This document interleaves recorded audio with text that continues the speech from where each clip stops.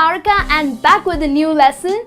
Today we are going to look at some English words that are originally from China. Now, there are many Chinese words that have entered the English language, and these words are called as loanwords.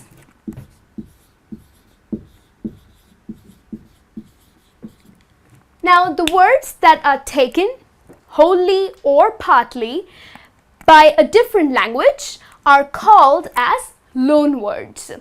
For the matter of fact, it can be from any origin. So not necessarily it has to be from Chinese origin or Latin or Indian. It can be from any origin that are taken into a different language are called as loanwords. So that's what we are going to look at today, some of the loanwords that we have taken into the world of English language. The first one is coolie. Now coolie, well, we always thought, or many people claim, that it is from Indian origin. However, that's not the fact. It definitely belongs to China. Well, they have a word called coolie, okay, wherein it's literally translated as bitter labor, okay? So it means someone who is extremely hard working.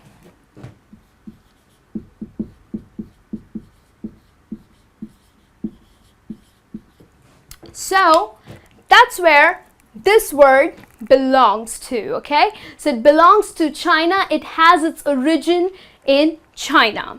Okay, so that's the word coolie, which literally means bitter labor. Okay, so now you know that where the word coolie belongs to. Okay, the next one is typhoon. Well, maybe typhoon is one of the most direct loan words. In fact, if you in China, if you go, they call typhoon for a hurricane, okay? And even for us, a typhoon is tropical cyclone, okay? So even in China, typhoon is called as hurricane. So it's a pretty direct word, a loan word for English language, okay? So it has definitely become a part of English language. The third one is tea. Whew. The most aromatic beverage that many people can't do without early in the morning is tea. And surprisingly, because as a kid, even I always thought that tea belongs to India, but that's not the case. Tea belongs to China. Well, originally, tea was used as a medicinal drink in China years ago, okay? So tea has its origin, the word tea has its origin in China. So it was used as a medicinal drink. But now it's the most aromatic beverage for most of us here. All right, then the fourth one is tofu.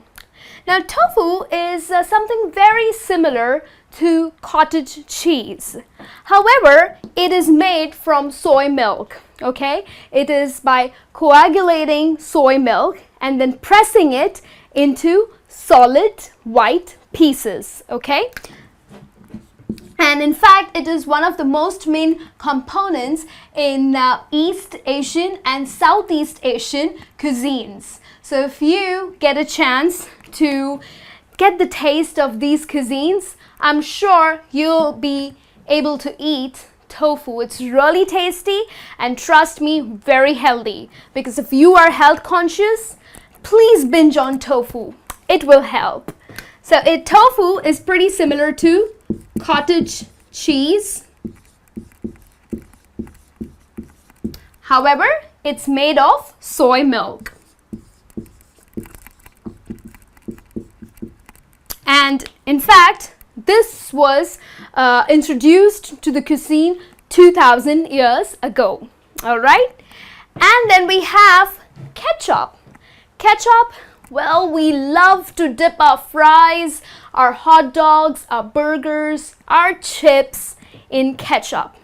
Little kids love to lick ketchup. Now, ketchup is the table sauce. Every household does have a bottle of ketchup. But you know what? The word origin is in China. In China, there was a sauce called Ketchup.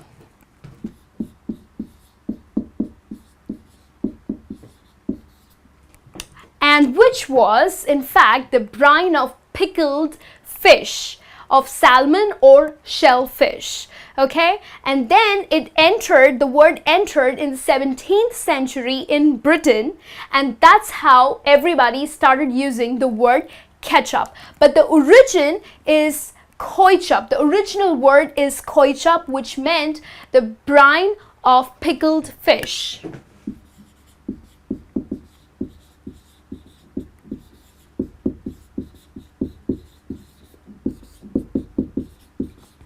So, the next time you dip your fries into the ketchup, you know where its origin from. The next one that we have is Feng Shui. Well, Feng Shui, of course, we all know that it is a philosophical method, okay? But it was originated in China. Chinese people started using the philosophical method of Feng Shui. Feng means wind.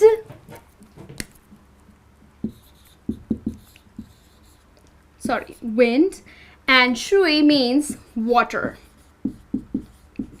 So wind and water together harmonizes and balances the surrounding environment, okay?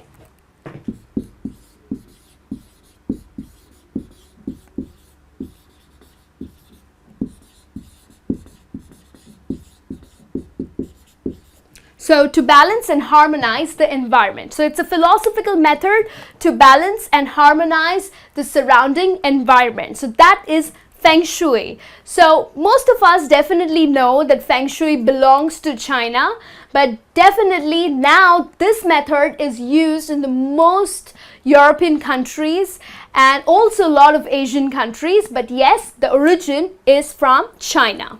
Okay, then we have silk. Now, silk is a protein fiber that is woven into textile, but the origin is again in China. Of course, even as a kid, I didn't know that, but yes, the fact is it belongs to China. It was used by the emperors, okay, for their own use or for gifting purpose.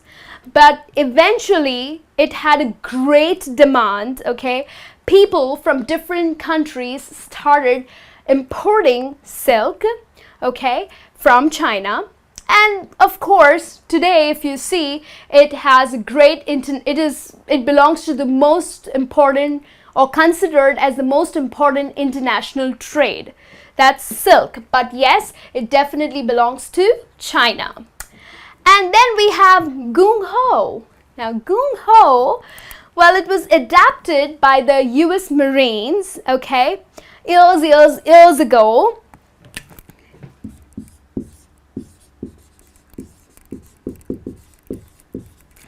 It was adapted by US Marines, which actually meant to work together. But the literal meaning of gung ho, and this word is now a part of English language, which means to work excitedly or to be extremely enthusiastic. So that is gung ho. Now it's a very common word used in English to be extremely enthusiastic or overexcited. Okay? So if you go through these words, okay, probably you didn't know the origin of it.